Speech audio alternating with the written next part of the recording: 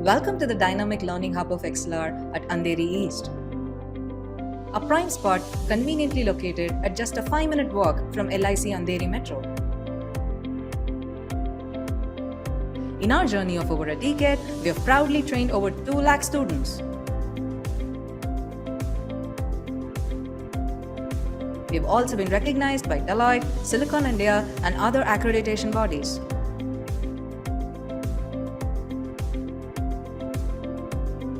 Experience learning like never before in our spacious and comfortable classrooms.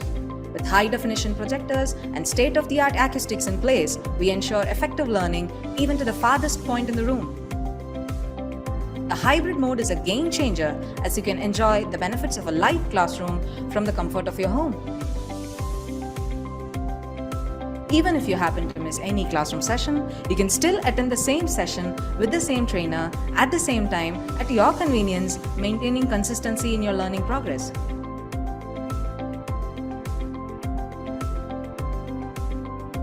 Wanna get started? Join us for a demo or career chat over a cup of coffee at our Andheri branch. XLR. We don't just train, we build careers.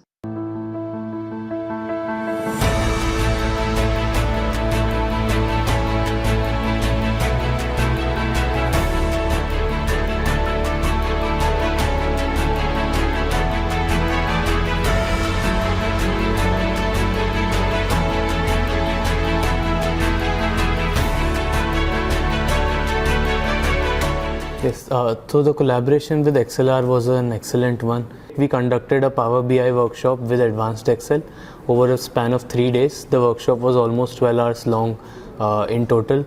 Mr. Karthik, who was an amazing trainer, helped the students understand the concepts deeply.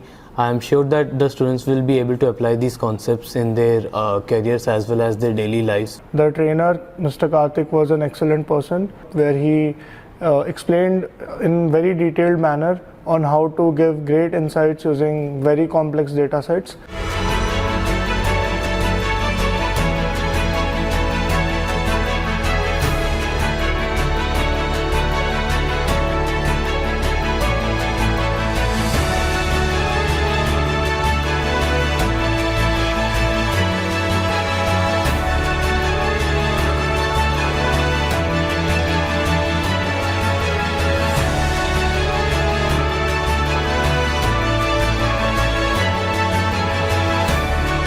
So it was a machine learning workshop. We learned a lot from the course and it was a great experience attending the workshop. The trainer was very helpful.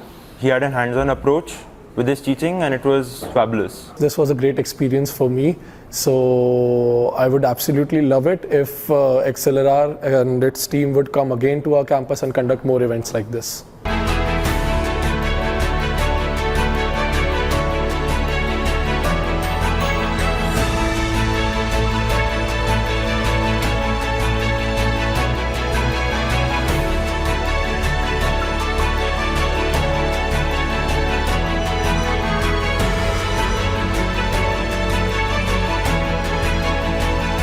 It was a great course and it started from basics and took me to a great extent. The experience of the workshop was really nice. The feedback from all the students was positive. They understood the concept. The workshop was also practical based with some questions. The experience with XLR was very smooth. They helped us in conducting the workshop smoothly right from the booking of the vendor and deciding the course till the distribution of certificates. In overall, this workshop was a success during our Technical Fest Atmos, and I thank XLR for being a part of it.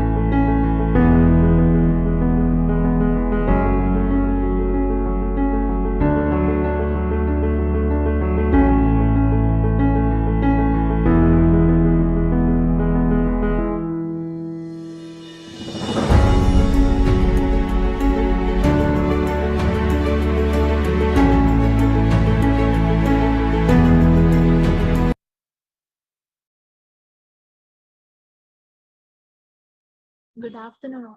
Sorry, good evening, all. Okay, so students kindly inform your friends to join the session. So we are starting for a Yeah, good evening. Yeah, good evening, sir. Okay, You shall can we start continue? the session, sir. Yeah, yes, sir. Okay, fine. Thank you so much. Thank you. Thank you.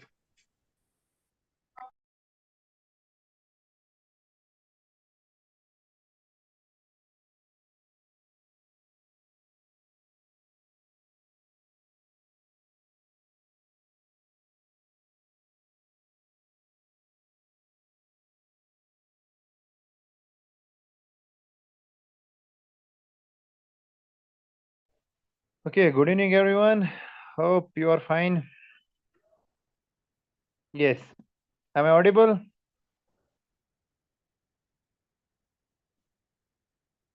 Am I audible?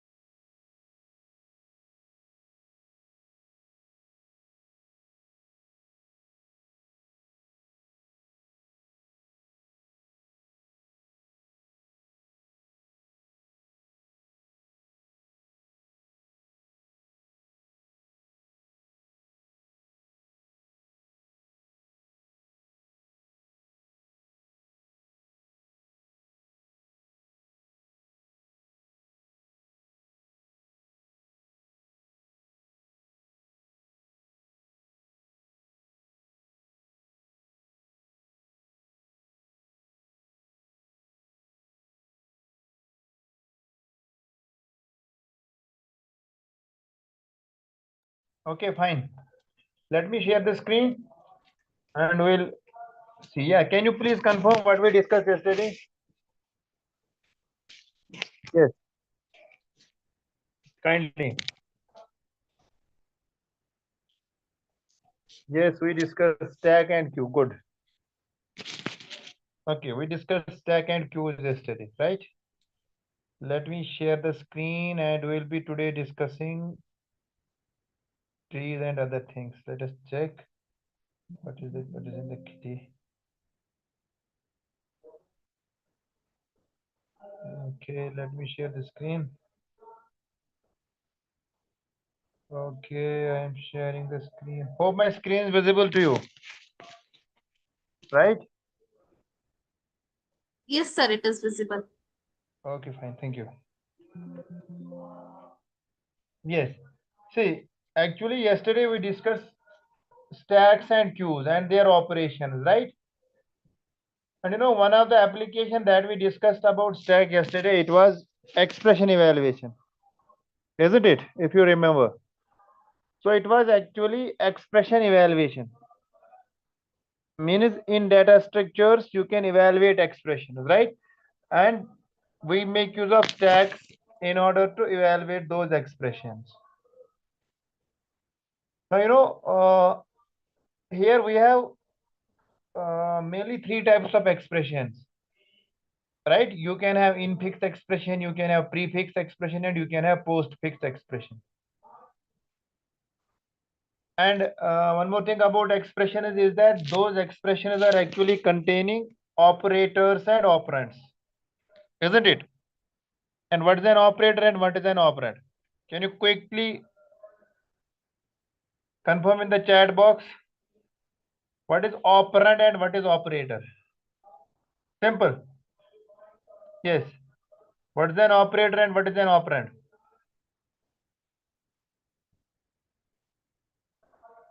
Yeah. Okay. Operand is 1, 2, 3 or X, Y, Z, right? Operator is operation. Operator means yes. Operator is this and operand is this. Simple. Operator is simply the operation which we are going to conduct, right? And operands are These are actually the variables, or you can say the numbers on which we are performing the operations. For example, just to write the example A, B, C, or 1, 2, 3, X, Y, Z, they can be operands. And the operator can be plus, minus, division, etc., etc. So whenever you have an expression which is involving these operators and operands, right? So those expressions can be of three types. Either that can be infix expression, that can be prefix, or that can be postfix. Means, for example, like suppose I have some numbers. You can take 5, 7, 9, 10. These are some numbers. So I will call them as operands, right? And I have some expression. Let me suppose like plus, minus, division, multiplication. So these are what? These are operators. So I have operands and I have operators. So whenever I have to form an expression, so I can form the expression as like this. You can have like 5 plus 7 minus 10, like suppose, yes, or it like this. So this is an expression, right? This expression can be represented in three forms. One is infix expression. By infix expression, we mean whenever the operator is in between the operands. For example, if I have infix, in infix, you might be knowing it well. The operand is in between the operand. These the operator is in between the operands. Like suppose 10 divided by 2. So here the operator division, it is between the operand. Similarly, uh, this this is simply a human readable form. Most of the, or not most of the, almost all expressions are in the form of this infix notation. What the expression is you are writing, they are in the form of infix expressions, infix notations. So it is a human readable form, infix. And this infix, it requires parentheses, these, right? And some precedence rules. And you might be knowing what is operator precedence rules. And different languages have different operator precedence rules. Although the rules are almost similar, but there are some changes. So with the help of these parentheses and operator precedence rules, these expressions are being evaluated. Right? So whenever you have any kind of expression, be it prefix or postfix, we just want to convert that into infix. And there is an algorithm that is used to evaluate these expressions. Like if you have a postfix expression, I will explain what postfix expression is, or a prefix expression. We have an algorithm, we call that a shunting yard algorithm, or any other similar algorithm. So with the help of those algorithms, you can convert the postfix or prefix algorithms into infix algorithms. Similarly, you can evaluate these postfix expressions or prefix expressions into stack. Right? Filhal, we have only discussed what is infix. Infix is simply whenever your operator is between the operands. And whenever your operator is before the operands or after the operands, we then call them as prefix and postfix and prefix respectively, right? So at the same after that, we have to convert those prefix and postfix or expressions into infix. So there are some algorithms like we have shunting yard algorithm, or you can make use of a stack to convert these prefix and postfix expressions into infix expressions. We will check them. Then another type of algorithm, another type of this expression, it is a prefix expression. This is also called as Polish notation, right? Prefix expression or Polish notation. So here, what we will be doing, or what this expression is of what type? Simply the operator comes before the operand. For example, if you have an expression of like suppose if you have expression containing the operands, I will say x and y. So whenever your operator, like suppose multiplication, is before this xy, we say it is prefix. Pre means before, fix means before, it is fixed before the operand. When it was infix, in means between, right? Fix means operators, operand. So whenever your operator is in between the operands, we call that as infix. And whenever your operator is before the operands, you call that as prefix, right? So here the operator comes before the operands, right? For example, like this, or here the example is plus AB. No need for parenthesis or operator precedence. See here, parenthesis and operate, like suppose if you have a normal mathematical expression, if I will give an expression, like I can say like, let it be 3 plus 4 plus 7 divided by 2 minus 10 divided by 3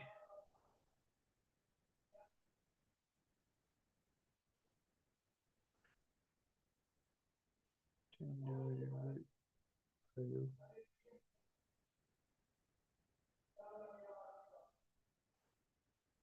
plus 9. Can anyone tell me what is the value of this expression equal to?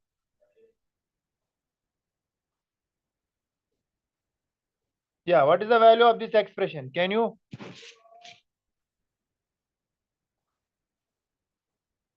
Yeah, please confirm. What is the value of this expression?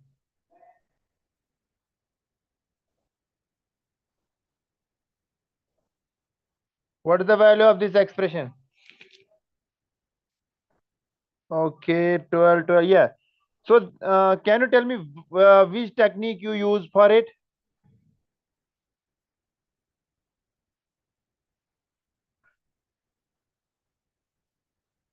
Can you tell me what is the technique that you used? First, solve the bracket, right? There is one common method in mathematics with the help of which we use to solve this expression. If you remember that board mass. Yes, someone has written it, board mass. Bracket of divide, multiplication, addition and subtraction. So it is actually an algorithm, you can say. Or you can say it is a way to solve these expressions containing multiple things, whether it multiple operands and other brackets, parentheses.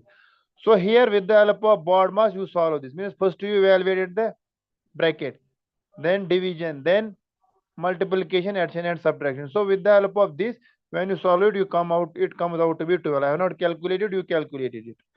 Okay. So similarly, here in infix operations, there is this operator precedence, like here it was division, addition and multiplication, board mass, multiplication, addition, subtraction, division, multiplication, addition and subtraction. So we call it as operator precedence, means operators, one of the operator has higher precedence as compared to other. For example, first it is division, then multiplication, then addition, then subtraction. So it is an operator precedence. Similarly, in these programming languages, we have got operator precedence, but whenever the notation is prefix, right, we don't have this operator precedence, or I can say the need for parenthesis. We simply write, like suppose here it is. Later we convert it into what? Into infix, then precedence comes into play. So these can be evaluated using stack, like start from the right hand, push operands onto the stack. When the operator, I will check, I will show you. Pop two operands, apply the operator, push the result back. So with the help of stack, we are actually converting this Polish notation, or we call it as prefix expression, right? So in order to solve these expressions, prefix expressions, or I can say in order to solve the Polish notation, we make use of what? We make use of stack. And how do we solve it? I will show you. Okay, hope it is clear. Yes or no? Then there is one more expression, we call that as, yes, that is called as postfix or the reverse Polish notation. right? So in this, the operator comes after the operands. For example, if you have again x comma y, or I can say xy, here the operator comes after the operand. So it is xy then operator. So it is called as reverse Polish notation, or you called as postfix. Fix the operator after the operands. That is why it is called as post. Right? The operator comes after the operands. Like suppose here also you have got AB plus. Here also there is no need for parenthesis or precedence rules like in prefix. How it is evaluated? There is the stack method. We can use a stack. Start from the left hand, descend, push operands onto the stack, push operands onto the stack. When an operator is found, pop two operators, apply the push result back. So which expression works best with stack? See, it is the postfix. And you might have heard it most often in computer science. Reverse Polish notation, RPN we call it as. You might have heard it. Reverse Polish notation. Have you heard it? I guess yes. If you are in the computer science, so this notation is common, reverse Polish notation. It is actually postfix expression. So which works best with stacks? It is actually this postfix, or I can say reverse Polish notation. For example, if I will show you, see, then we convert these. If you have this infix expression, you can convert this expression to postfix using that shunting yard algorithm before the evaluation. So this reverse Polish notations are easiest to solve using stacks. Let us take an example. Let me clear the drawing, then let me take an example. Okay, let us check whether I have written any example or not. Yeah, this is the example. Let us follow this example. Which kind of notation it is? Can anyone tell me? In which notation this expression is written? Which notation it is? Tell me. Okay, it is postfix notation. Good. So, which kind of notation it is? Reverse Polish notation, isn't it? Is it reverse or Polish notation? Which kind of notation it is?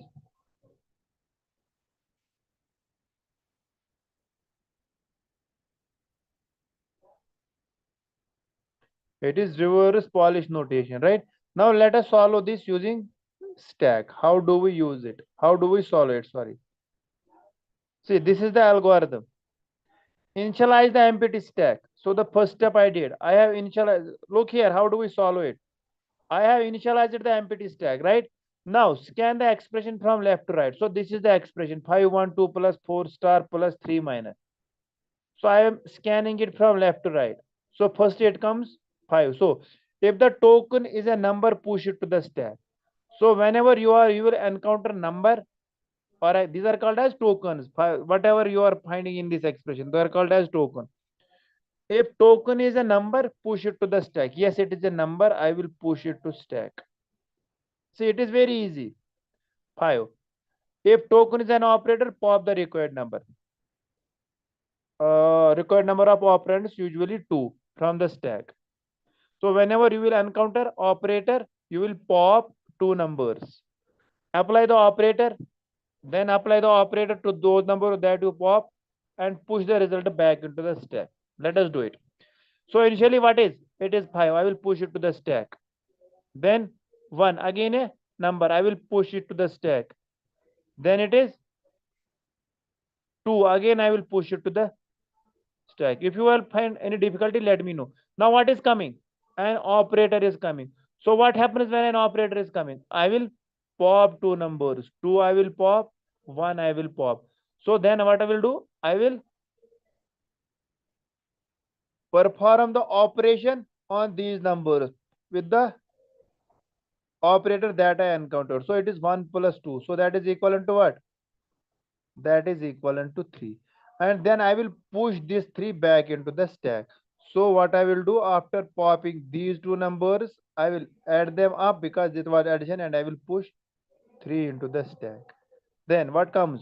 4 comes. I will push 4 into the stack now. Then what comes? Multiplication. Though when multiplication comes, what I will do?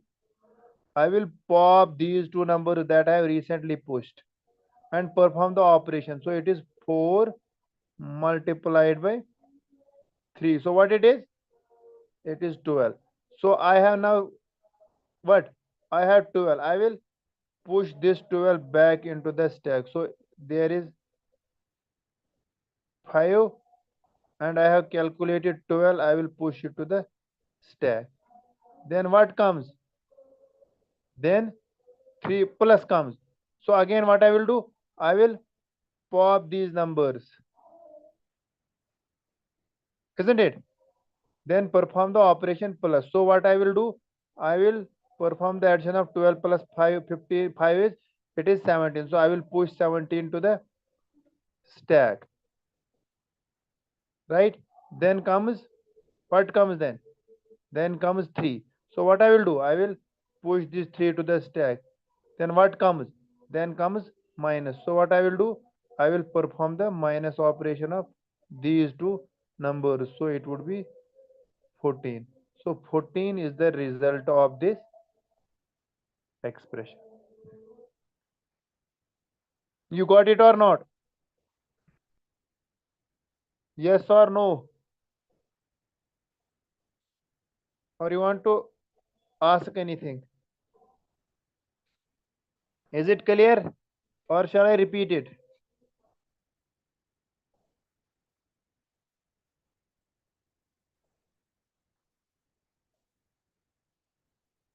Is it fine, or I will give another example?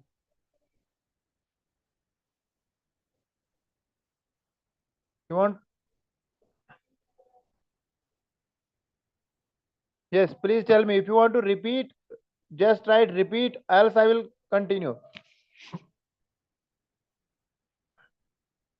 Okay, someone is saying repeat. Only one is saying repeat. Let me repeat it. Okay. Let me make a stack, 2, 3, 4 stacks. It will become clear.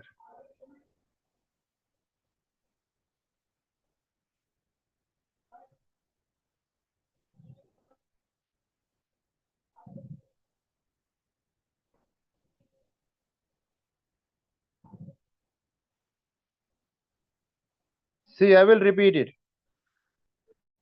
So, initially what is coming? See, the algorithm is simple. Initialize an empty stack. I have initialized the empty stack. Then I have to scan these tokens. When a number is coming, push it to the stack. When an operator is coming, pop the top two most numbers on the stack. From the stack, perform the operation and push the result back into the stack. So this way we will evaluate this expression. So initially what is coming? It is 5. So I will push it to the stack. Right? Then after that, another number is coming. That is 1. I will push it to the stack. Then another number 2 is coming. Right? I will push this to the stack as well. Okay, fine. Then what is coming? Plus is coming. So when an operator is coming, what I am doing? I am popping the required element. So what I will do? I will pop this 2 and I will pop this one. So I will be popping these two numbers. So in the stack, there is only one number, that is 5 now. So what I will be doing with these two numbers? I will be performing an operation. Meanwhile, which operation? It is plus. So I will simply do 2 plus 1. 2 plus 1 is what? 2 plus 1 is 3. So I will push the result back into the stack. Right? Simple. So I will push this 3 here. Got it? Then what is coming? 4 is coming. 4 will also be pushed into the stack. Then what is coming? It is coming multiplication. So when operator is coming, what I will do? I will pop the topmost two numbers from the stack and perform the operation. So it would be 4 multiplied by what? 3. What it is? It is 12. So what I will do? I will push this 12 back into the stack. So the stack contains now 5. After popping these two elements, I am popping the result. It is 12. So till this point, I have scanned this array, this expression. Now what is coming? It is plus. So when plus is coming, what I have to do? When operator is coming, I have to pop again the top element. So I will be popping 12. I will be popping 5. So what I have to do? I have to perform an operation. Which operation? It is plus. So 12 plus 5 is 17. So I will be popping this and this. Then stack is right now empty. So after performing the operation, it comes out to be what? 17. So I will be pushing this 17 onto the stack. So here it is. Stack now contains 17. Now in the expression it is 3. So I will be pushing 3 into the stack. Then it is minus. When operator is coming, what I have to do? I have to pop this 3 and this 17. So I will be popping 17 and 3. Then what I will do? I will perform the minus operation. And finally the result is 14. So this way what I am doing, I am actually evaluating the expression that is in reverse Polish notation, or I can say that is in postfix expression. Hope it is clear now. See how easy it is. Is it clear? Yes or no?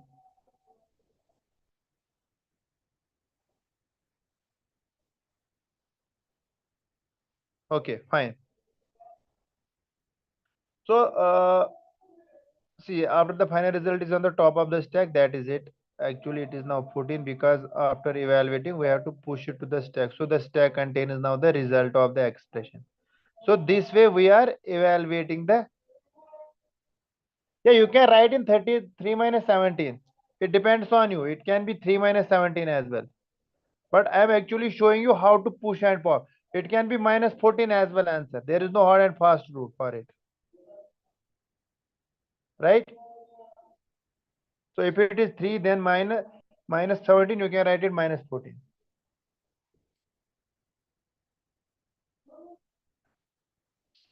Okay, good. What if your expression is in the form of infix? Then you have to solve it using stack. What do you have to do? You have to convert that infix into postfix expression. Right? That you might be knowing. If you have any question, you can ask.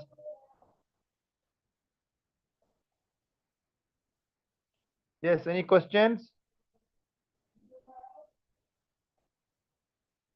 Then we'll go to trees directly. This was simply how we evaluate expression using stacks.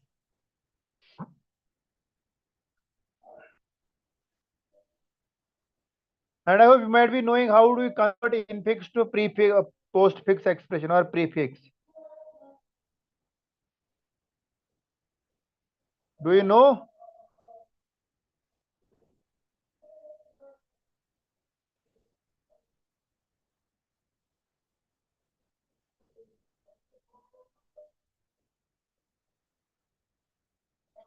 Yes. Do you know how to convert infix to postfix expression, or you want me to show?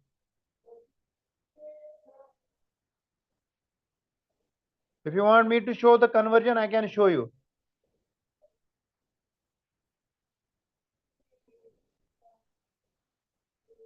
Yes, be quick with your answers.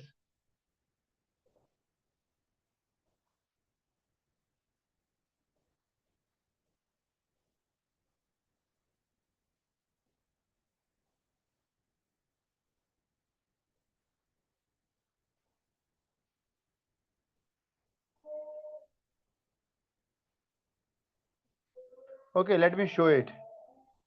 As you are asking for it, only 2 people are showing. Okay, let me show that as well. No problem.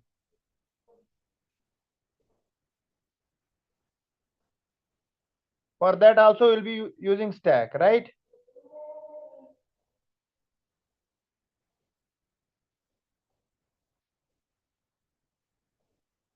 Let us take some expression.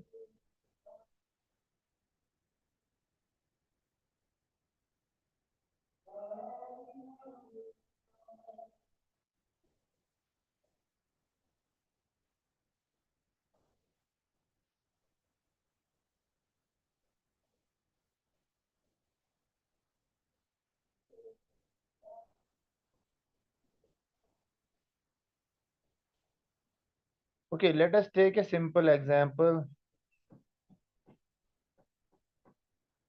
Let me take a basic example first. Like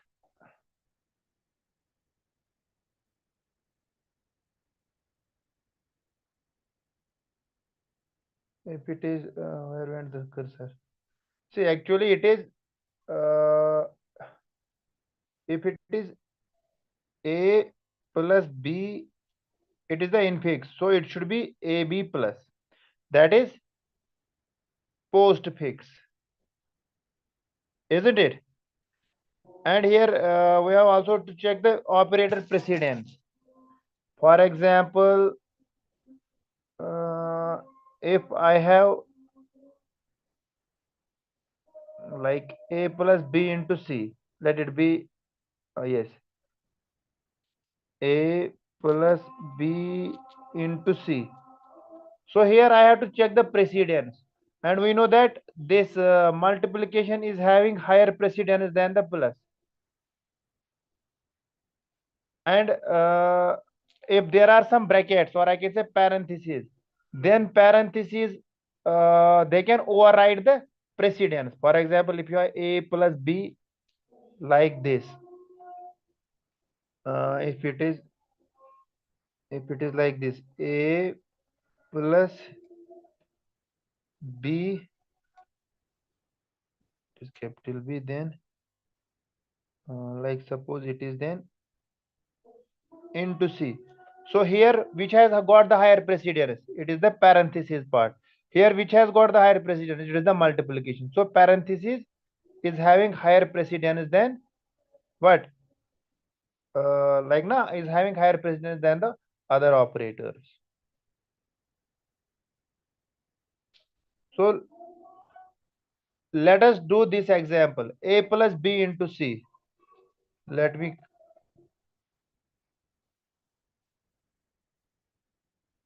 yeah, how you are saying this parenthesis is having higher precedence?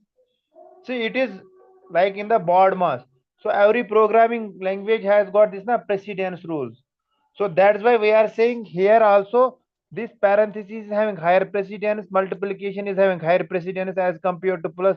Similarly, division is having higher precedence as compared to multiplication. So these are the precedence rules, and they are predefined rules, right? So let us convert this example. A plus B into C. So how do we do it? See, simple. It is A plus B into C. So what we'll do? Initially we are encountering symbol A, operand. So we'll simply add to the output, because we have to convert this to what? If I will write here, let me write output. So in output what will go? A will go. Then if it is operator, then what we'll do? We will push it to stack. So here I will write stack. STACK. Here we have output and where we have stack. So whenever stack this plus is coming, what I will do? I will push it to the stack plus. Then what is coming? B is coming. I will give it to output. Like suppose B. Right? Then what is coming? Multiplication is coming. So what I will do? I will give this to stack. Right? Then what is coming? C is coming. I will give this to output. A, B, C. Now we will pop the elements from the stack. So if it was the stack, initially I put plus into the stack, then after that I push multiplication into the stack. So now I have to pop. I will first pop multiplication. So it would be A, B, C into, then it would be plus. So the expression, or I can say the postfix expression for A into B plus C is what? It is simply A, B, C multiplication and plus. So this is how do we convert this prefix expression into postfix expression, right?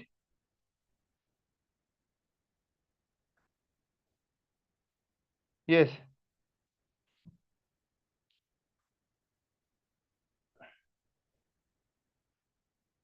Is it clear? Yeah, tell me, is it fine?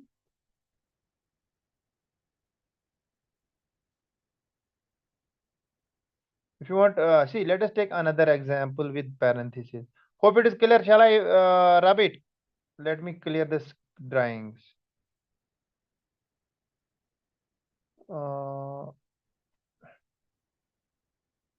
Let us take this example with brackets. The example I can say, right, a plus a plus b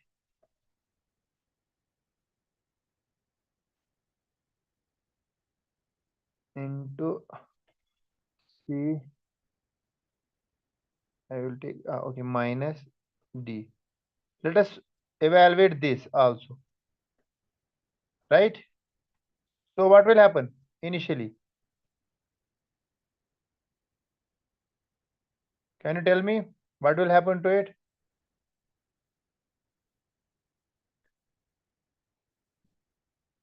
Again, I had a stack and I have the output. Let us take this as stack.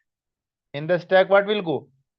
Operators will be going, and in the output, operands will be going. I hope you are following it,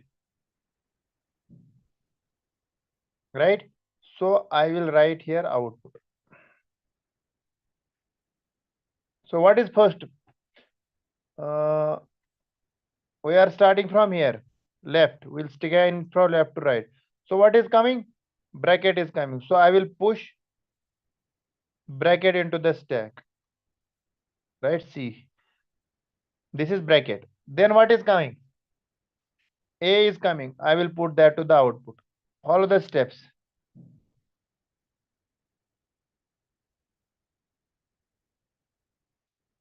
Right? Then what is coming? Plus is coming. Plus will go to the stack. After that, what is coming? B is coming. B will go to the output. Then what is coming? Yes. Right parenthesis is coming. So whenever right parenthesis is coming, we will pop until left parenthesis is there. So when right parenthesis is coming, I will pop. What I will pop? I have to pop from the stack. So first what I will pop? I will pop plus. So plus goes popped out. Now, what is there? There is left parenthesis. Fine. So what I will do? I will do nothing. Means I have to pop it till this will come out. So when I have written like this, so this will also come out and there is nothing in the stack. So this until this portion I am done. Now what is there? It is multiplication. Now multiplication will go to the stack. Stack is now empty. Let me change the color. So here multiplication is there. Then what is there? There is again a parenthesis. This. Then what is there? It is C. C will go to the output. Then what is there? It is minus. Minus will go to the where?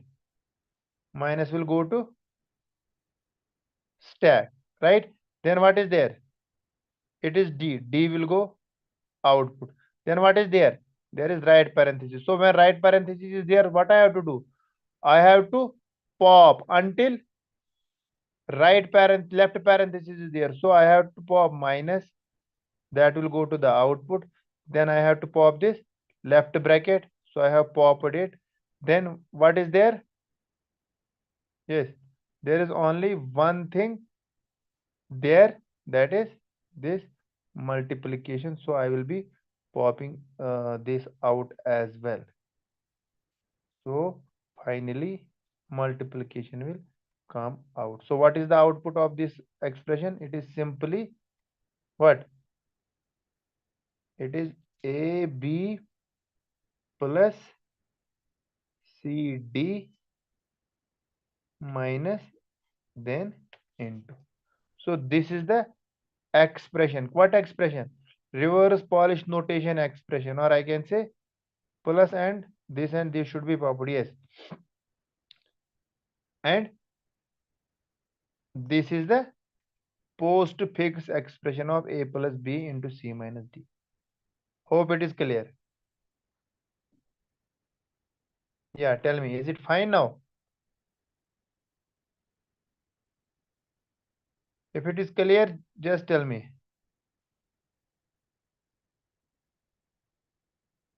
So then you can evaluate this expression. If you have got like 5 plus 7 minus 5 plus 7 into 8 minus 3. So you can evaluate then using the stack that we did previously. So this is how do we evaluate the expressions. Or I can say convert the expressions from one notation to another notation. Is it clear? Yes or no? Yes, tell me. If it is fine, then we will go to the next slide.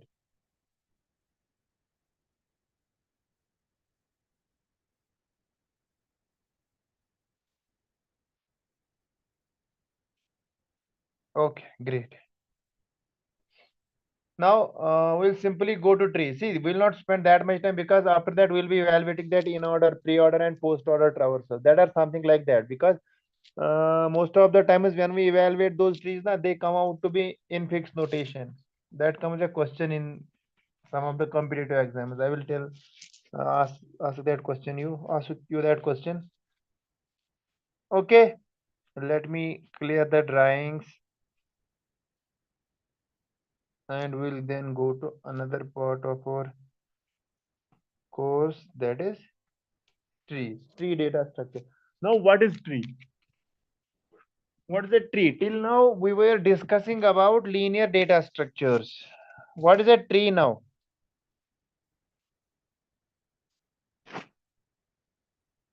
Okay, can you tell me? Can you define a tree?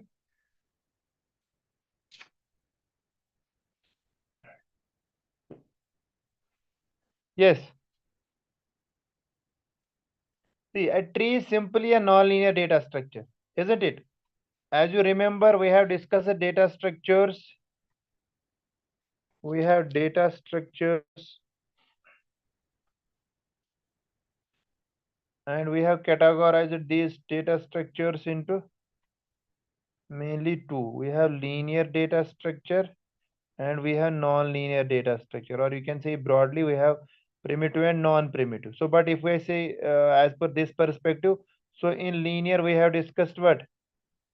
We have discussed arrays, we have discussed linked lists, we have discussed stacks, and then finally we have discussed queues as well, right? And in non-linear data structure, and we have discussed all these in detail, in full detail, isn't it? In full detail we have discussed these operations, whatever comes in this, along with the complexity. Similarly, we'll be discussing these data structures, like one is trees and another is graphs. So we'll be discussing these data structures as well in full detail.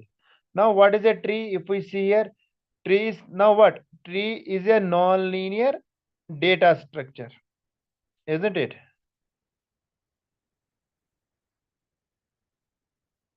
And it is a hierarchical data structure. And you know what hierarchical is? Like, let me, if we check, I have created a hierarchy type of data structures here as well. So similarly, tree is a data structure like this, that is having a kind of hierarchy. So tree is a hierarchical data structure, means it has got multiple levels. Like suppose this is a kind of hierarchy, right? It is a hierarchy. So tree is a kind of this data structure, means hierarchical data structure. Fine, and it is a non-linear that we discussed earlier, and we know it well. Tree is a non-linear and hierarchical data structure. And tree consists of nodes connected by edges. See, whenever you have a non-linear data structure, the non-linear data structure, whether it is graph or whether it is tree, it is composed of nodes, or we call them as vertices. And it is composed of edges, or sometimes we call them as paths. So when you define a tree, it is composed of nodes and edges, right? And these nodes are connected by edges. Like for example, if this is a path or this is an edge, I can say it is connecting these two edges. If it is these two nodes, if it is A and A, and it is and B, so we can say there are two nodes in this graph, A and B, and these two nodes or these two vertices are connected by path AB. So we can say this is a graph. So actually, what is the difference between a tree and a graph? That we will explain later. Filhal, we'll explain that simply we'll define what a tree is. So we have got these nodes, and these nodes are connected by what? These edges. And in tree, one node is designated as root. See, if you take the normal root, the normal tree in our environment, whether it is an apple tree, banana tree, mango tree, or any other tree. So there also, if we see now, if I draw a tree like this, these are like suppose roots. This is the root, and this is the trunk of the tree, right? Then we have got like this.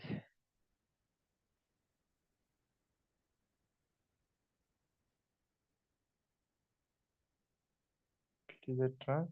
So these are the branches of the tree, right? So this is a normal tree. But in this graph theory, or I can say in computer science, the tree is most of the time is upside down. So at the top we have a designated node or designated vertex. We call that as root. Here in the normal tree that we see in the environment, the root is down the earth, so it is at the bottom. So when we upside up this now, when we put this upside down, so root becomes at the top and the leaves and branches go down. So here one node is designated, and we call that designated node as root. So this is the root, and most of the times we put this root at the top in computer science in the graph theory. So this is root, right? And each node have child nodes. Like suppose root is a node, it has got two child nodes, A and C. Similarly, if A is a node, it further contains some child nodes. Like suppose it has got further two child nodes, like if I will name them as D and E. Similarly, C has got two child nodes, like suppose F and G. So this is we can say each node may have some child nodes. Like A has got two child nodes, similarly C has got two child nodes, and this is the root. It has got these two child nodes. So this is the basic definition of the tree. Non-linear hierarchical data structure consists of nodes and edges. There is a special designated node, we call that as root, and each node may have child nodes, right? So this is the definition. Now, if we check the terminology of the tree, hope it is clear. Yes or no? Tell me, is it fine?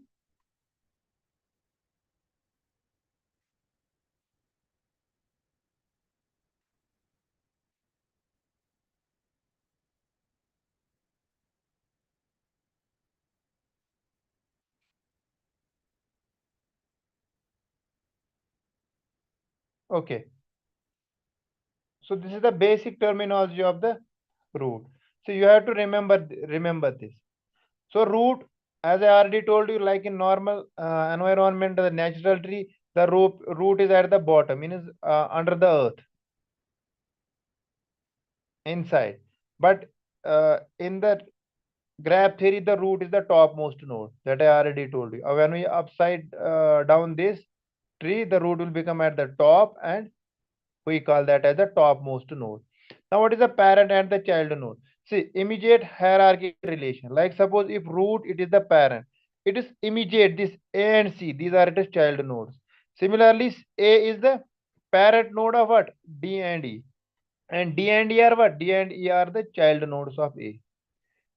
Similarly, if we see this C, C is the parent node of F and G.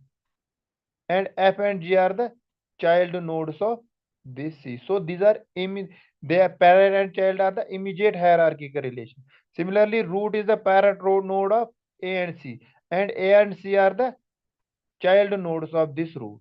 So they are actually immediate hierarchical relation. So this is another terminology in this root now, in this I can say tree. Then we have siblings. So siblings are simply the nodes that have the same parent. For example, if it is root, it is A and it is B. If we see root is the parent of A and B, then A and B will be the siblings to each other. Similarly, if A is a parent node of, like suppose, D and E, then D and E are the child nodes of A, and also D and E are siblings to each other. Got it? So this is simple terminology. Then we have this leaf node. See, leaf node is the node having no children. Can anyone tell me which are the leaf nodes in this graph? Quickly. What are the leaf nodes in this graph? Yes. Quickly. I'm getting answers only from 2 students till now. Okay. Okay. Great. Yeah. As I already told you, a leaf node is a node with no children. And we have to check which of the following nodes don't have any children. If we start from root, it has got 2 children, so not a leaf node. Then A, it has got 2 children, it's not a leaf node. Then B, no child node, so it means it is a leaf node, B. Then D, no child, it is also a leaf node. E, then no child, it is also a leaf node. So the leaf nodes are the nodes that are having no children. Means a node with no children is a leaf node. Right? So in this graph, there are 3 child nodes. Right? Then it is internal node. Internal node is simply a node that is having at least one child node. So can anyone tell me? I am trying one more node to it. What are the internal nodes to this graph? I have created one more edge here. What are the internal nodes of this graph? Quickly. Internal nodes to this graph.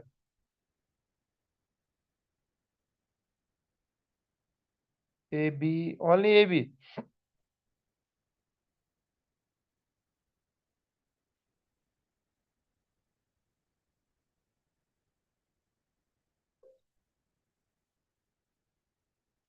Yeah, AB and root. Good. So the nodes having at least one. See here it is having 2 children, so it is an internal node. Root A, it has got 2 children. A is also an internal node, and B, I have created one edge to it, one child node to it, that is F. So B is also a internal node. So R and B are 3 internal nodes. Great. Okay. Then depth. See, number of edges from root to node, or I can say we call it as the level as well. Actually, there is some terminology here. Let me first explain it. So depth is what? Simply number of edges from root to node. Can you check what are the number of edges from this root to this D?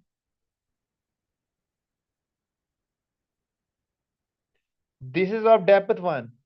This is of depth another one. So the total depth is 2. This is the depth, or I can say level. Then we have got the height. Height is simply the maximum depth of any node in a tree. So the D is at a height of 2. Most of the time is not most of the time is the terminology, some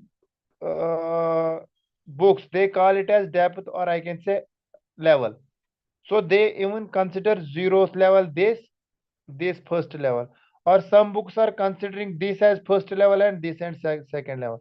And whenever you will get a question, most of the time it is pre-mentioned over there that root is at level 0, or I can say root or any node, it is at level 1. If I will say A is at level 1, so it means this is level 0 and this is level 1 and this is level 2. So it is mentioned. So simply remember, maximum height is simply the height of a tree is simply the depth of any node in the tree. For example, if I will say F has got a depth, it is at the depth 2. Right? So this is simply height and depth. Hope it is clear. The terminology about the trees. Yes or no? Okay. What is the time? It is 8:04. Okay. So I hope the terminology regarding the trees is clear. Then we will go to further part of the tree. It is types of trees and the traversal technique. So I will, let us take a break and then we will resume. So it is 8:05, I guess. So 2015 will be back, right? Because we will be back at 2015. Okay, then what we'll be discussing? We'll be discussing these properties of trees, then types of trees, then tree traversals in order, pre-order, post-order, etc. Whatever is there, we will check. So till then, we'll be taking a break. We'll be back at 2015, right? Okay, till then, have a break and enjoy.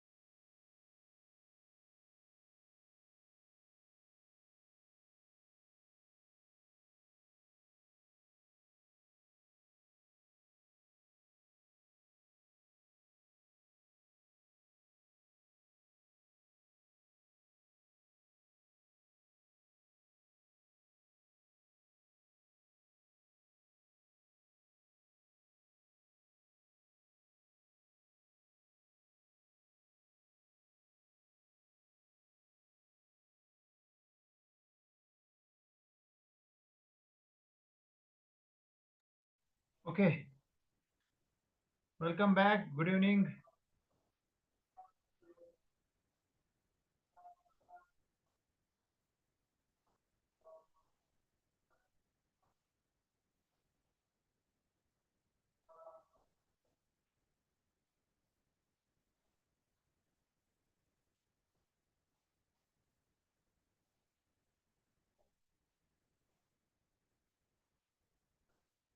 Yeah, am I audible?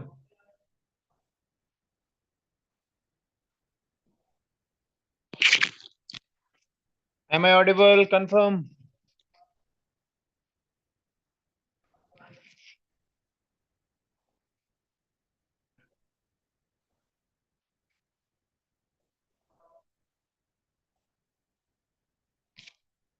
Okay, fine. Let us continue back. So we discussed trees, right? Yeah, then we discussed the terminology of the tree. So this we also discussed. Okay, now trees has got some properties. What are the different properties of trees? See here, each tree has got one node. This is the basic property of tree. Each tree has got one node, right?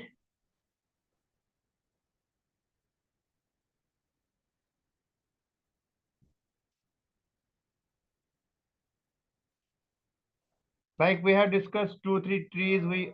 I draw like this.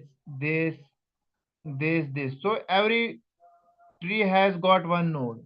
Like here, this has got, if it is like node A, so here A is the root node. So each tree has got one node.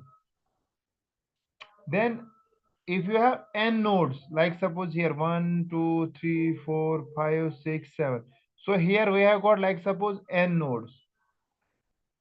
So there are exactly n minus 1 edges. 1 2 3 4 6. So 6 edges are there. Remember it. If a node, if a tree has got 10 nodes, so can you tell me what would be the number of edges? Yes. What would be the number of edges for this tree? If it has got 10 nodes. Yes. What is the number of edges for it? 9. Yes. Always remember it. If you have n nodes, you have got n minus 1 edges. Here I have got 7 nodes, so 6 edges are there. And the most important property of tree is that tree has got no cycles. This is the important property of trees. Tree has got no cycle. So whenever you are seeing a cycle in a tree, so that no longer remains a tree. For example, if I have this graph, this is a tree, then this is also a tree, then this is also a tree. If somehow there is like this, it is forming a cycle, loop, this one. So this no longer remains a tree. So trees are always acyclic. Acyclic means there is no cycle present in the tree and the trees are connected. Connected means if you have got this edge, this is no longer a complete tree whenever there is not an edge between these two edges. So this is a tree. A tree is acyclic and complete. So these are some of the properties of the trees. Right? There are other properties of trees, like you can say, depends upon how do you define a tree, how like what, how much knowledge you have about trees. For example, you can say tree is a non-linear, or I can say hierarchical data structure. The nodes in a tree, they are like, I can say, organized in levels. There is only one root node. The topmost node is the tree. In the tree is the root node. Or you can say like all the nodes are the descendants of the root node. So there are several like properties you can for a tree. You can write like leaf nodes for a tree. A node having no children, internal nodes that have at least one child. So there are so many properties you can write for a tree.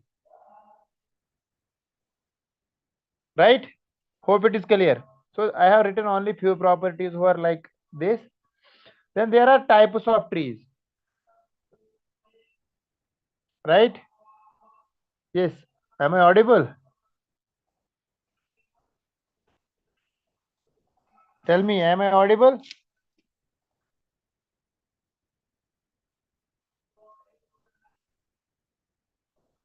Okay. Now the question is, what is this? There are so many types of trees. Like I have written over here. Let me clear these drawings first. Now we have types of trees. Binary trees there, BST is there, binary search tree. We have AVL trees, we have heap, we have B trees, then we have trie, then there are other trees like red black trees, etc. etc. So these are some of the common types of trees. Now the very first type of tree is binary tree. What is a binary tree? Anyone? What is a binary tree?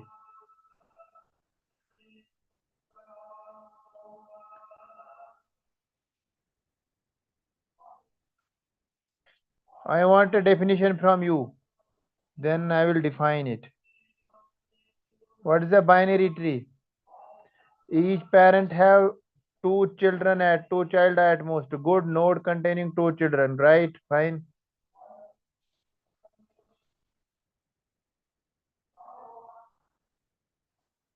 A binary tree is a data structure where each node has at most two children.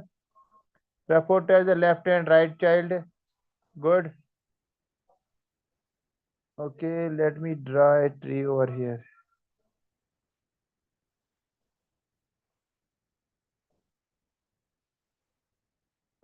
Yeah, can anyone tell me, is it a binary tree?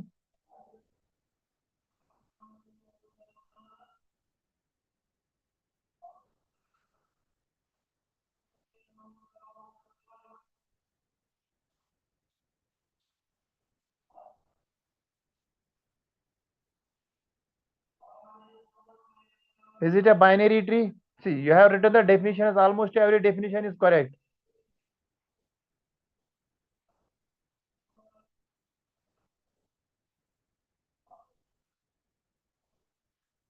Now you have to tell me, is this a binary tree?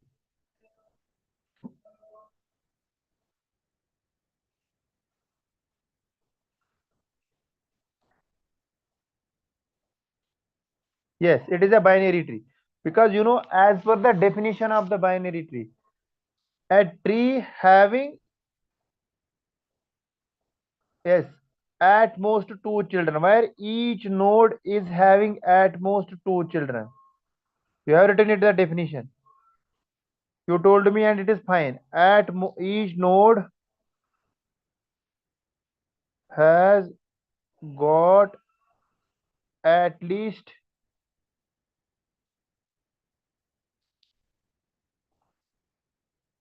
at most two children. Each node has got at most two child nodes. So what does this mean? It means a node can have either 0, 1 or 2 nodes. So if we take this example, the example that I have shown, see node A, it has got 2 nodes. So property of binary tree satisfied. This node B, it has got no child node, still property of binary tree holds. C, it has got 2, property of binary tree holds. D, property of binary tree holds. E, 1, property of binary tree, and F. So all the nodes are following the property of binary tree. So it is a binary tree.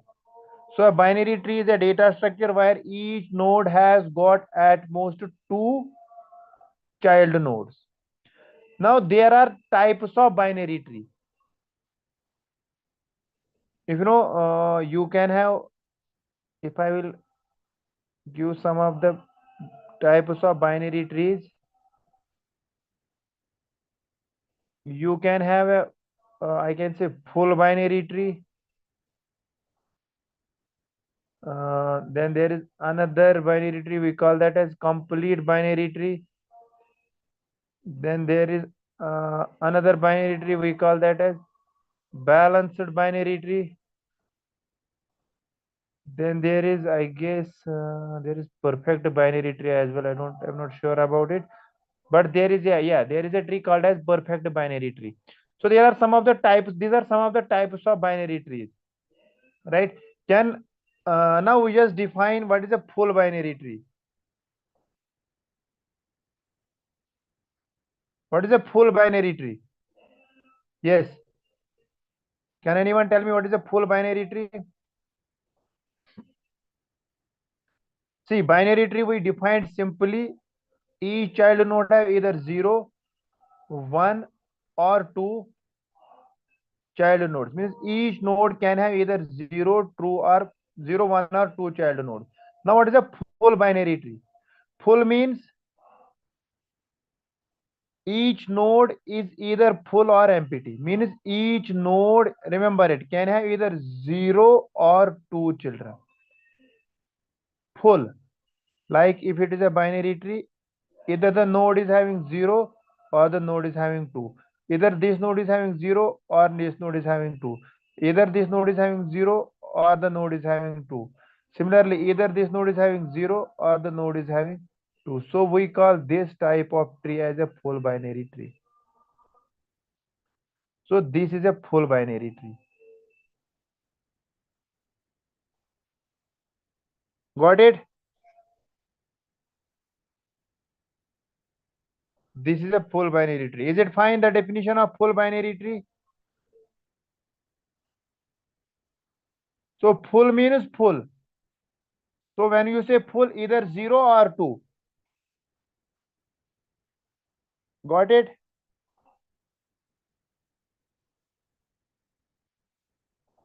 Yes or no?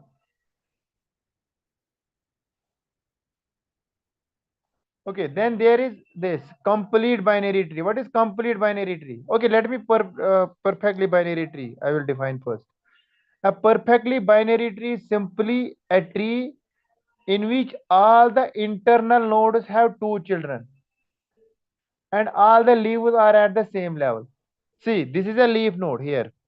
If you check, this also is a leaf node. This is also a leaf node. This is also a leaf node. This one also a leaf node. This one also a leaf node.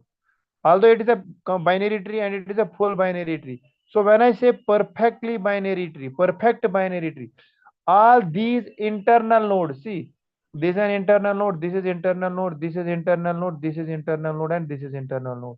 So all these are having 2 children. Okay, these are all having 2 children, and all the leaves are at the same level. See, till as per as the property of internal node is concerned, this is following the first property of perfect binary tree. So when we will check the second one is saying that all these leaf nodes are at the same level. So the leaf node this and this, it is not at this level.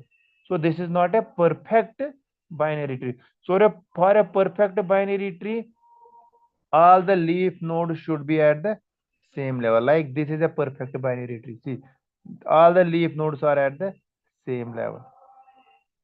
Here it is a binary tree, full binary tree, but the leaf nodes are not at the same level. So we can say this is not a perfect binary tree, but this is a perfect binary tree.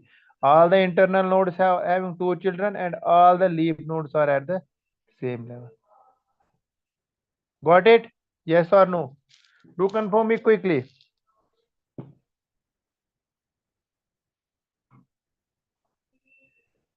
Yes or no? Okay. Then there is one more type of tree. We call that as a complete binary tree. Now, what is a complete binary tree? See, in this okay, let me, okay, all the levels, yes. in complete binary tree, all the levels are completely filled except possibly the last, which is filled left to right. For example, if I will draw a binary tree like this.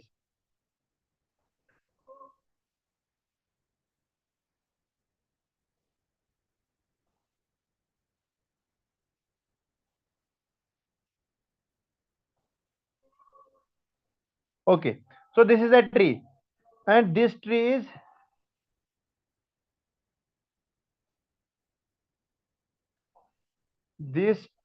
is a complete binary tree because all levels are completely filled. See, this level completely filled, this level completely filled, this level completely filled, isn't it? Right? Possibly the last, which is filled from left to right, and see, this is the last level. It is not completely filled, but it is filled from left to right. It is not like if I will draw same tree for this. Check.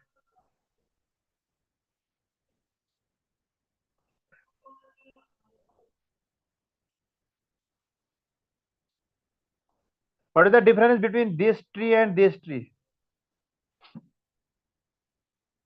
Yeah, tell me.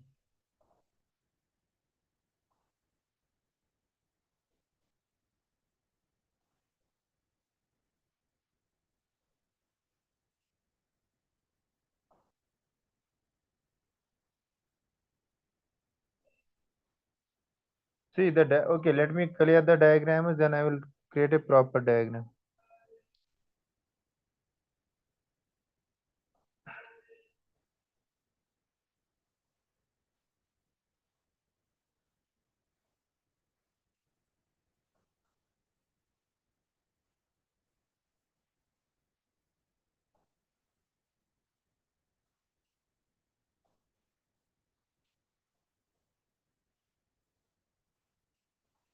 This is one, this is another.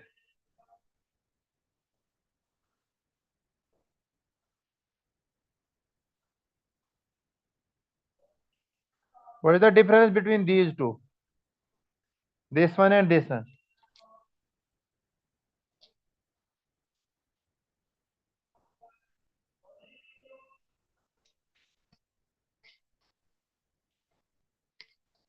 What is the difference between these two trees?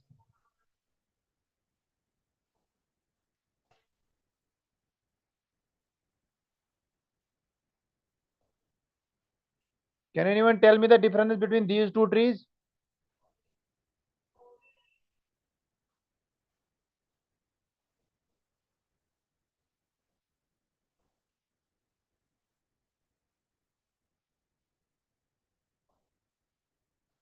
See, as I already told you, a complete binary tree is a tree where all levels are completely filled except possibly the last. See, if we check this level, it is completely filled. If we check this level, this is also completely filled. This. If we check this level, it is not completely filled. It is the last level. Here it is completely filled. Here it is completely filled. Here not, and here not. Right? And last level is not completely filled, but it should be filled from left to right. If we check, this node is completely filled, this node is completely filled, this node is not filled, and this node is not filled. But the filling is from left to right. So I can say it is a complete binary tree. But if we see here, it is also a tree. This level completely filled, this level here it is completely filled, here also it is completely filled. See here it is completely filled, here it is completely filled. But here it is not filled, here it is not filled. And one definition is completely fine. It all the levels are completely filled except the last. But in last, the filling is not from left to right, it is from right to left. So I can say this does not belong to the set of complete binary trees.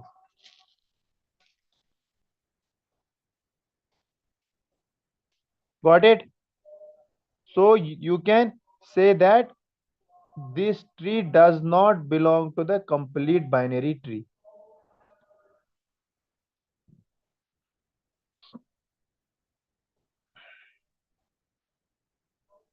Is it fine? Yeah, tell me. Have you got the difference between these two trees? Here the filling is from left to right. Here the filling is from right to left. So when this completely filling is from left to right and all the internal nodes are completely filled, we say it is a complete binary tree. So here also the internal nodes, or I can say the all the levels are completely filled except the last. But here the filling is from left to right to left. So we can say this does not belong to the set of complete binary tree. Fine. Is it clear?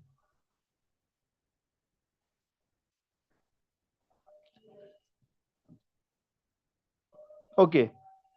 Then there is one more tree that we called as the balanced binary tree. Balanced is simply AVL tree, where the left subtree and right subtree differ by 1. The height of the left subtree and right subtree. Let that be, let us leave that right now. So we have discussed the types of binary trees. Yeah, then one more tree is there. We call that as binary search tree. Now what is BST, binary search tree? Can anyone tell me?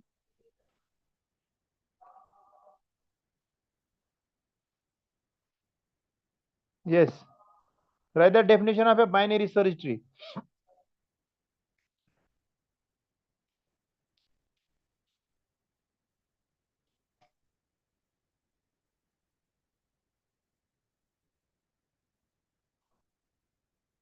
Okay.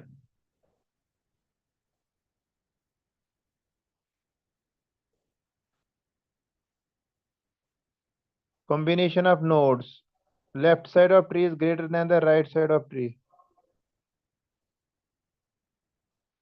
Left nodes are less than the root node and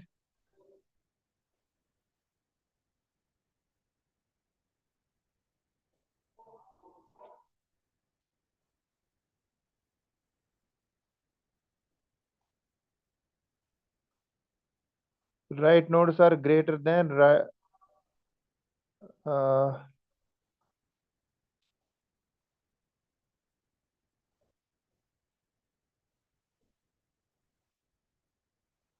right nodes are greater. A binary is a tree where each node has a value.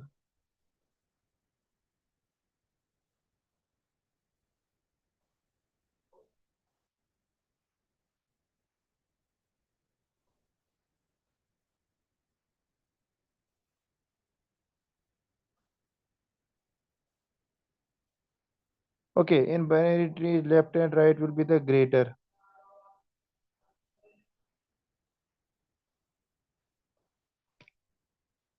Okay, see,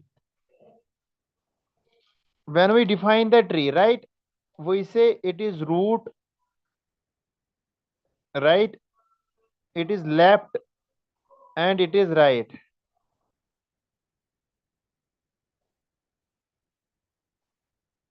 And each of these nodes are actually containing some values. Isn't it? 1, 2, 3, 4.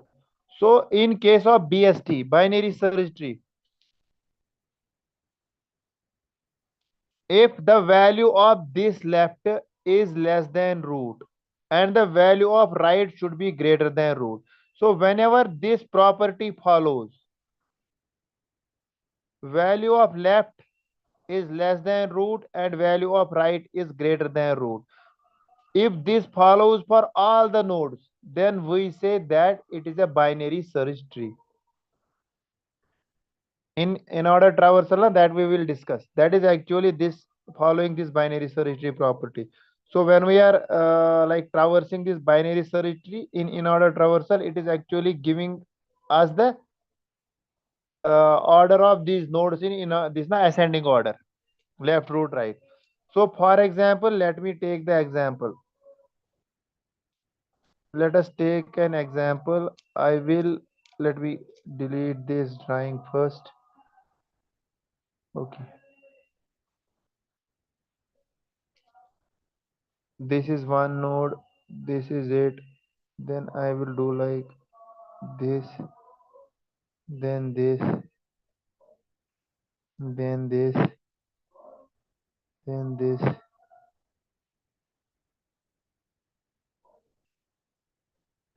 See, This is left subtree, this is right subtree. It is left subtree and it is right subtree. Let me assign some values. So as I already told you, for a binary search tree, the value of left subtree must be this. Left should be greater than less than root, and right should be greater than root. Like suppose if I am starting from 50. Okay. This left should be less than 50. Like suppose if it is 45. And right should be greater than this 50. Like suppose it is 70. Similarly, this left should be greater than 45. Let us suppose 35. See, when we do the traversals in order, pre-order, post-order, at that time this becomes important. Similarly, it is right. 45 is right should be greater than. Can I write it is 50? And tell me, am I right?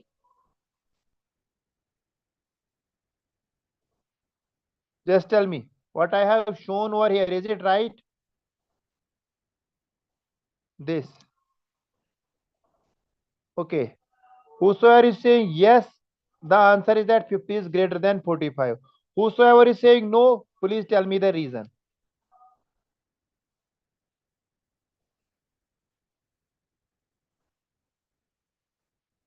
Whosoever is saying no, tell me the reason. Reason, whosoever is saying no, that it is not right. Tell me the reason why it is not right. But quickly. Root is also equal to 50. Good. Already take a root node that is greater than 50. Great. So you cannot take the value of this left subtree greater than this 50. Greater or equal to this 50. So you cannot write a value greater than 45 over here. So it can have a value of, I can say like 47, like suppose. Then 35, I can say 31. Then 35, here it is 45. I can write like 38. So here the value should be less than 47. I can write like what? What value can I write? Can I write 45? So it can have 46. It can have 49. So no value among these should be greater than or equal to 50. Similarly, no value among these should be less than 45. Similarly, no value among these should be greater than 45. Same happens here. When it is 70, can I write 45 here?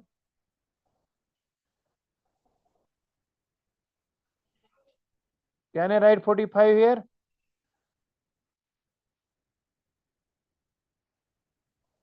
Yes, tell me.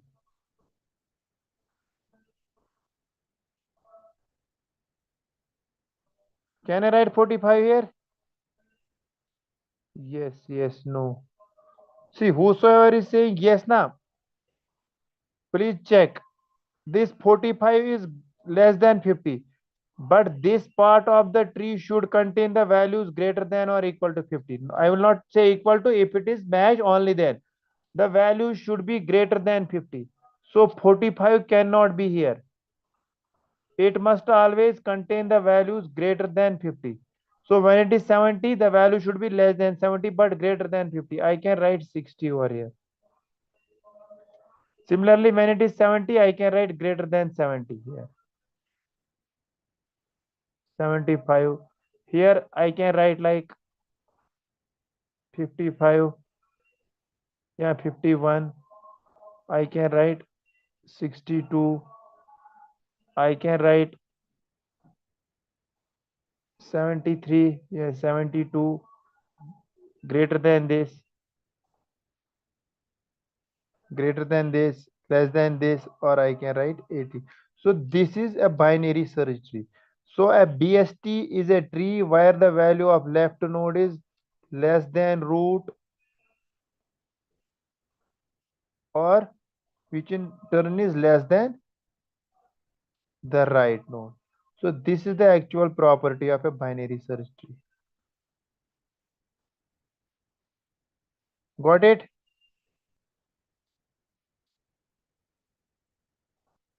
So now there is a question. You should have asked it to me. What if there are duplicate values? Can anyone tell me? For example, you have a tree and there are duplicate values. What you will do with the duplicate values?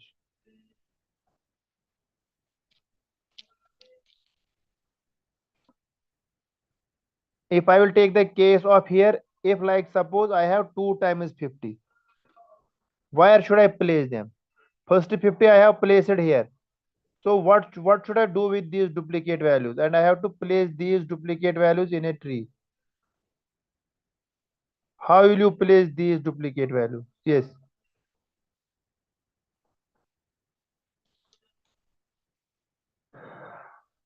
How will you place duplicate values?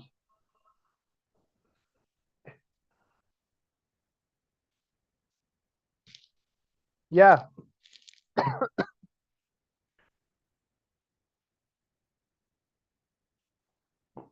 Can anyone tell me? See, these were the tree nodes, values of nodes. And like suppose there are two values, two same values. So how would you place them? It is simple. Always remember, whenever you have duplicates, allow duplicates on the right. So most of the times when we write the property of BST, binary search tree, we sometimes write it like this. Left is less than root, which in turn is less than or equal to right. And sometimes we write it like this because of the reason that whenever there are duplicates, we usually place them to right. For example, I would have written like this 50 if 75 was not there. So accordingly, I can go 75, 80 and so on. So duplicates we use to write. See, if I will show in the diagram, it is simple. You have, I will tell you, you have like this is the order of nodes. 20, 30, 40, 60, 60, 70, 75, 80, 90. And like suppose I am telling you that the root is 60.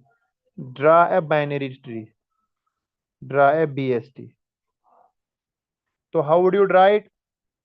I will start from 60. Simple. I will start from 60. Now you will say V60, this one or this one. You can take any one. If you are starting from 60, so it means this 60 will go to right. Any 60. But the 60 has to go right. Not this like this way. Because left is always containing the value less than root. So this 60 will not go there. Right? Then it comes 60. The value should be less than 60 and greater than 60. So here it can be 40. So here it can be, I can write any value, 75, greater than.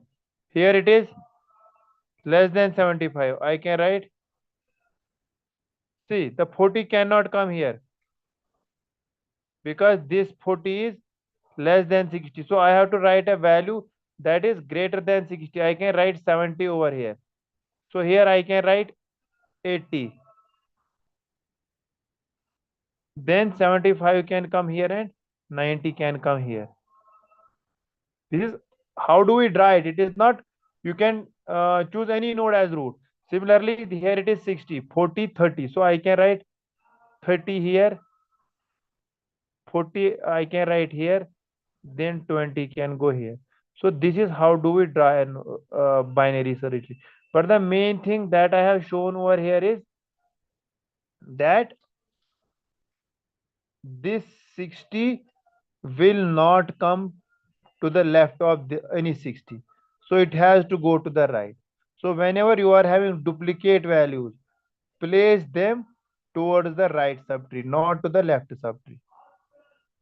Hope it is clear.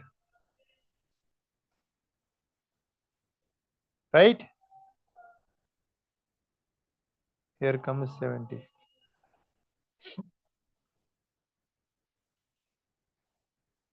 Okay, 70 is greater than 60. So it has to be like, if it is 60, 60, it has to be,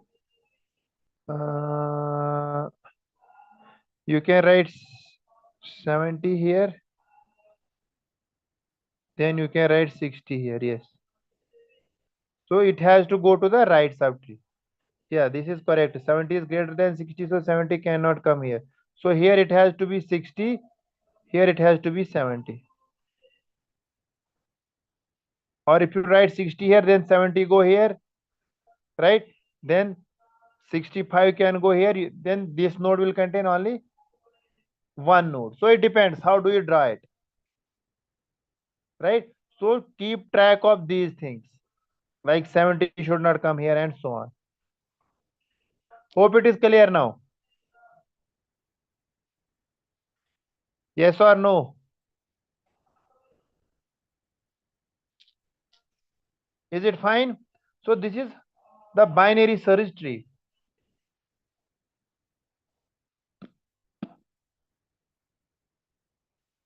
Okay, let us go to the next slide.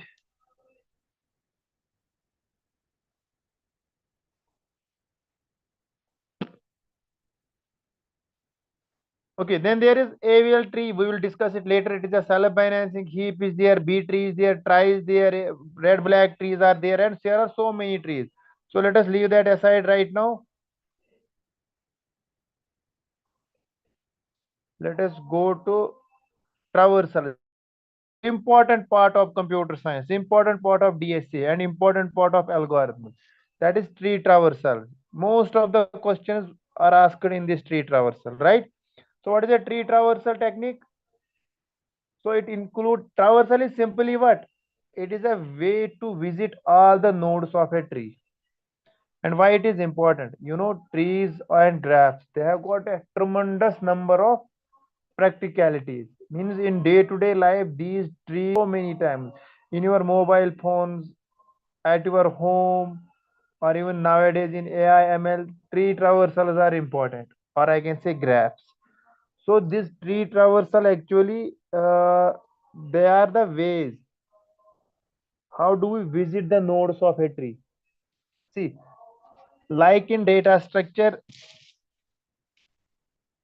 there was a logical way of traversing the elements in linear data structures, be it array, linked list, stack, queue. So we usually traverse the, like suppose for example, if you have to insert a new element into the array, we usually check the location, traverse the array, a of 0, a of 1, and so on, and check the location, find it, delete it, insert it, or whatever operation you want to do. Similarly in linked list. So there was a logical way of visiting those nodes. And that logical way was only one. It was most of the time is linear, because you were linearly searching for that element and then inserting, deleting, etc, etc. But you know, tree, you have seen the tree structure, it is non-linear. So there is not only one logical way of visiting, or I can say traversing the tree. You know, tree has got a structure of this edges and nodes like this. If it is like this and you want to visit this node from this from, like suppose this node or any other node, or from whatever, so there is not only one way to go there. So logically you can traverse this node in different ways, isn't it? So that's why there are so many techniques, or I can say traversal techniques for trees. So tree traversal simply refers to process of accessing or visiting the nodes of the tree, exactly one. Means if you have got so many nodes in a tree, you want to traverse the nodes. So it means we are exactly visiting that node, exactly once rather visiting that node in a certain order. And there are so many algorithms. We call them as traversal algorithms that help us to visit and process all the nodes of the tree. And we know that as tree is a non-linear data structure. So if it is a linear, there is only one logical way that I already told you. But this tree is a non-linear data structure.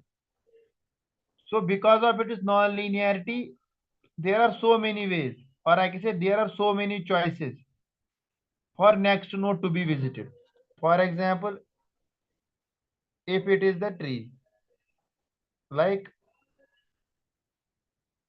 and from this node, you can visit directly this node, you can visit this node, then you can visit this node.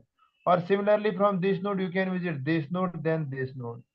So as it is a non-linear data structure, so there are multiple choices for the next node to be visited. But in case of linear data structure like this, you were accessing first index, then second, then third, then fourth, and so on. But they here in non-linear data structure, because of the non-linearity, there are multiple choices for the next node to be visited.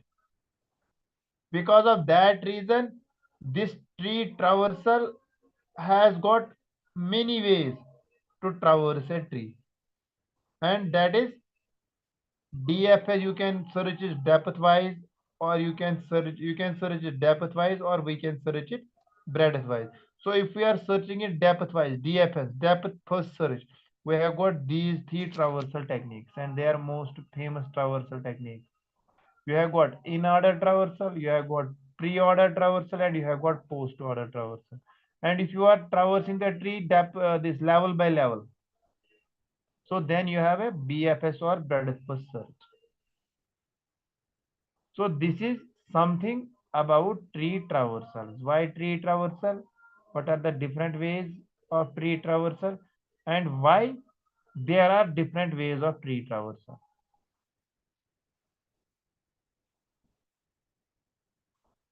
Right? And I hope it is clear. The tree traversals. Yes or no?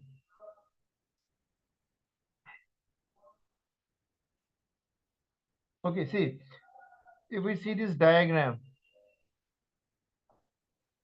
and I discussed why there are different tree traversal techniques because of the non-linearity. What does that mean because of the non-linearity? Simply means there are multiple ways,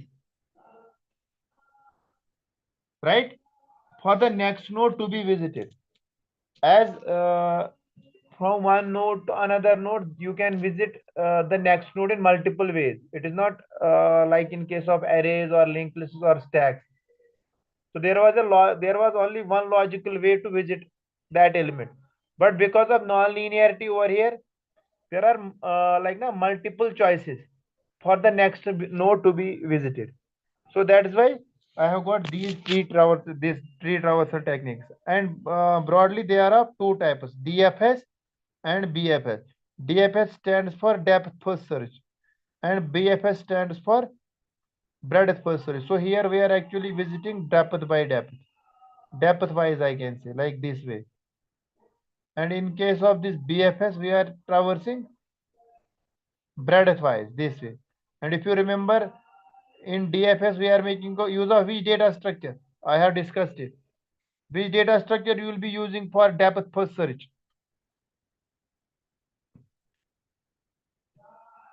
Yeah. Which data structure you will be using for depth? Tell me. What is the data structure that you will be using for DFS? Okay. Stack. Yes. So see, whenever you are using DFS, you will be making use of, always remember, I will show you shortcut. When you say depth means this way. When you say breadth means this way, vertical and horizontal. So when you say vertical depth, so the stack structure is like this. So when you say breadth horizontal, you will say the stack queue structure is like this. So for DFS, depth first search, vertical search, you are just saying stack. For breadth first search BFS like this way, horizontal, you will say Q. The structure stands for itself. So remember it like this way. Then depth wise search, yeah, DFS. You have got three broad categories: pre-order, in order, and post order. So these are the three main traversal techniques: pre-order traversal, in order traversal, and post order traversal. So we'll be discussing these traversal techniques. Let us check the time. Yeah, it is almost 9, so we'll be discussing them tomorrow. Till now, if you have got any questions, you can ask. Yeah, in order, we'll be discussing tomorrow. We have got examples for it, right? So we'll be discussing it tomorrow in order traversal. Yeah, any questions?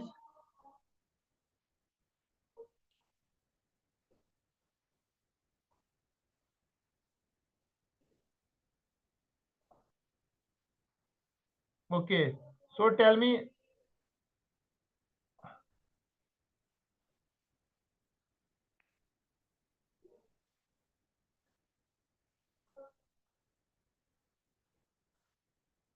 Okay, can you tell me what is this pre-order traversal? 2-3 minutes we'll be doing it, just so that you can revise and later we can discuss it tomorrow in great in big broader detail. What is in-order traversal and why it is called in order? In order.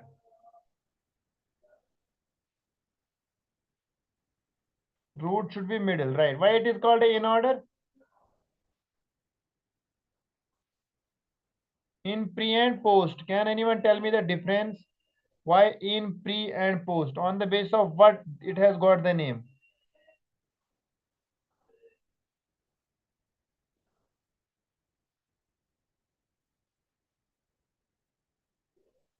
Why it has got name of pre, in, and post?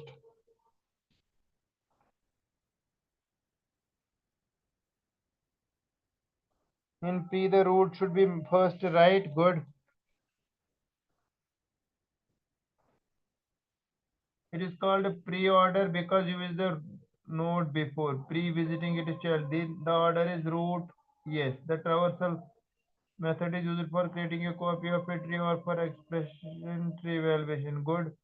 In post, the tree should be at last. Yeah, good. See, actually, it is as per the root, as per the location of the root, order of the root. So when you say in order means whenever you are writing the order of the trees, order of the nodes. So whenever you are placing your root node in between, so at that time you say it is in order traversal.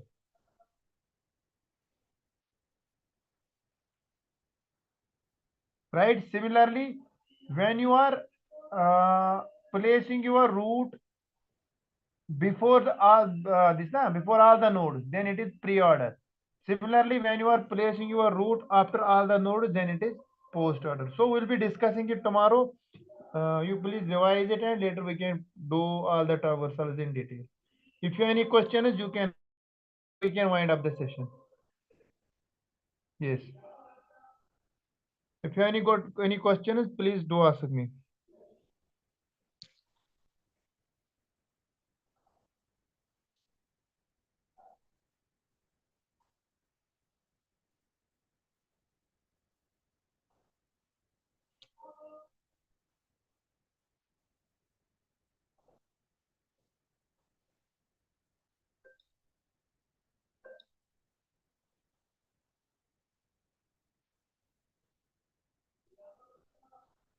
Okay, any questions?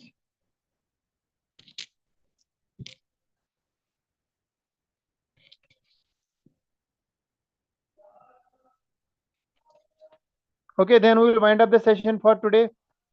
Let us meet tomorrow at the same time at 7 p.m. Till then, thank you so much. Yeah, thank you, sir. Thank you so much. We'll meet again by tomorrow at 7 p.m. Thank you, students. We'll wind up for the day. Thank you all.